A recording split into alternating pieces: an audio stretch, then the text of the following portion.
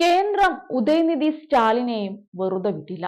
ഇപ്പോഴിതാ സനാതനധർമ്മ പരാമർശത്തിൽ തമിഴ്നാട് മന്ത്രി ഉദയനിധി സ്റ്റാലിനെതിരെ അതിരൂക്ഷ വിമർശനവുമായാണ് സുപ്രീം കോടതി എത്തിയിരിക്കുന്നത്. ഒരു മന്ത്രി എന്ന നിലയിൽ നടത്തുന്ന പരാമർശങ്ങളുടെ പേരിലുള്ള പ്രത്യാഘാതങ്ങളെ കുറിച്ച് ഉദയനിധി ബോധവാനായിരിക്കേണ്ടിയിരുന്നുവെന്ന് കടുത്ത ഭാഷയിൽ പറഞ്ഞിരിക്കുകയാണ് കോടതി. ജസ്റ്റിസുമാരായ സഞ്ജീവ് ഖന്ന, ദീപാങ്കർ ദത്ത എന്നിവർ അടങ്ങിയ ബെഞ്ചിന്റേതാണ് പരാമർശം.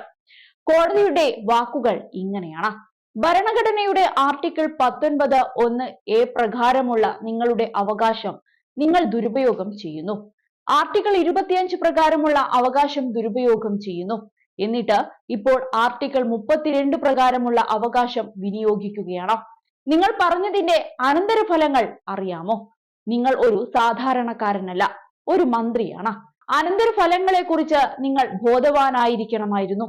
ഇത്രയുമായിരുന്നു കോടതിയുടെ വാക്കുകൾ. മഹാരാഷ്ട്ര, ജമ്മു കശ്മീർ, ഉത്തർപ്രദേശ്, കർണാടക എന്നീ സംസ്ഥാനങ്ങളിൽ നിന്നും ഉദയനിധി സ്റ്റാലിനെതിരെ രജിസ്റ്റർ ചെയ്ത എഫ്ഐആറുകൾ ഒരുമിച്ച് പരിഗണിക്കണമെന്ന് ആവശ്യപ്പെട്ട് അദ്ദേഹത്തിന്റെ അഭിഭാഷകൻ മനു അഭിഷേക് സിംഗ്വിയാണ് കോടതിയെ സമീപിച്ചത്. കേസുകൾ വിവിധ കോടതികളിലായതിനാൽ തനിക്ക് 6 ഹൈക്കോടതികളിൽ പോകേണ്ട സാഹചര്യം വരുന്നുണ്ടെന്ന് അദ്ദേഹം ചൂണ്ടിക്കാട്ടി. കേസിന്റെ മെറിറ്റിനെ കുറിച്ച് താൻ ന്യായീകരിക്കുന്നില്ലെന്നും എഫ്ഐആറുകൾ ഒരുമിച്ച് പരിഗണിക്കണമെന്ന് മാത്രമാണ് ആവശ്യമെന്നും അദ്ദേഹം പറഞ്ഞു. സനാതനധർമ്മം ഡെങ്കിപ്പനിക്കും മലേറിയയ്ക്കും സമാനമാണെന്നും അതിനെ എതിർക്കുകയല്ല ഉന്മൂലനം ചെയ്യുകയാണ് വേണ്ടതെന്നുമായിരുന്നു ഉദയനിധി സ്റ്റാലിൻ പറഞ്ഞിരുന്നത്. ഇതിനെതിരെ വ്യാപക വിമർശനമായിരുന്നു ഉയർന്നത്. വിഷയത്തിൽ ഉദയനിധിക്കെതിരെ ബി.ജെ.പി. രംഗത്ത് വന്നിരുന്നു. പലയിടങ്ങളിലായി അദ്ദേഹത്തിനെതിരെ കേസും ഫയൽ ചെയ്തു.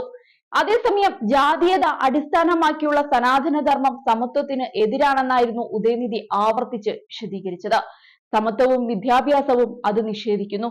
മാത്രമല്ല, ആരാധനാലയങ്ങളിൽ പ്രവേശിക്കുന്നത് തടയുന്നുവെന്നും അദ്ദേഹം എടുത്തു പറഞ്ഞു. തനിക്കെതിരായ കേസുകളെ നിയമപരമായി നേരിടുമെന്നും അദ്ദേഹം വ്യക്തമാക്കിയിരുന്നു. മുൻപ് സനാതന വിരുദ്ധ പരാമർശത്തിന്റെ പേരിൽ പട്നയിലെ പ്രത്യേക കോടതി തമിഴ്നാട് മന്ത്രി ഉദയനിധി സ്റ്റാലിന് സമൻസ് അയച്ചിരുന്നു. MP, MLA മാർക്കെതിരായ കേസുകൾ കൈകാര്യം ചെയ്യുന്ന പ്രത്യേക കോടതിയാണ് ഫെബ്രുവരി 13-ന് നേരിട്ടോ അഭിഭാഷകൻ മുഖേനയോ ഹാജരാകാൻ അന്ന് നിർദ്ദേശിച്ചിരുന്നത്. അതേസമയം രാമക്ഷേത്രം ഉദ്ഘാടനം ചെയ്തതോടെ ഹിന്ദു ധർമ്മത്തെക്കുറിച്ചുള്ള ഭക്തിയും അവബോധവും വർദ്ധിച്ചുവെന്നും ഇത്തരമൊരു പ്രസ്താവന ഹിന്ദു ധർമ്മം പിന്തുടരുന്നവരുടെയും വിവിധ മതങ്ങളിൽ നിന്നുള്ളവരുടെയും വികാരത്തെ വ്രണപ്പെടുത്തുന്നുവെന്നായിരുന്നു ബി.ജെ.പി. നേതാവ് നൽകിയ പരാതിയിൽ പറഞ്ഞിരുന്നത്. എന്നാൽ തന്റെ പ്രസ്താവനയ്ക്ക് തിരിച്ചടി നേരിട്ടെങ്കിലും സനാതനധർമ്മത്തെ എക്കാലവും എതിർക്കുമെന്ന് പറഞ്ഞ് ഉദയനിധി സ്റ്റാലിൻ നിലപാടിൽ ഉറച്ചു നിൽക്കുകയായിരുന്നു. പ്രധാനമന്ത്രി നരേന്ദ്രമോദിയും ബി.ജെ.പിയും സനാതനധർമ്മത്തെക്കുറിച്ചുള്ള തന്റെ പരാമർശങ്ങൾ വളച്ചൊടിച്ചെന്ന് ഉദയനിധി ആരോപിക്കുകയുണ്ടായി. മധ്യപ്രദേശിലെ തെരഞ്ഞെടുപ്പ് പ്രചരണത്തിനിടെ പ്രധാനമന്ത്രി തന്റെ പ്രസംഗം തെറ്റായി ചിത്രീകരിച്ചു.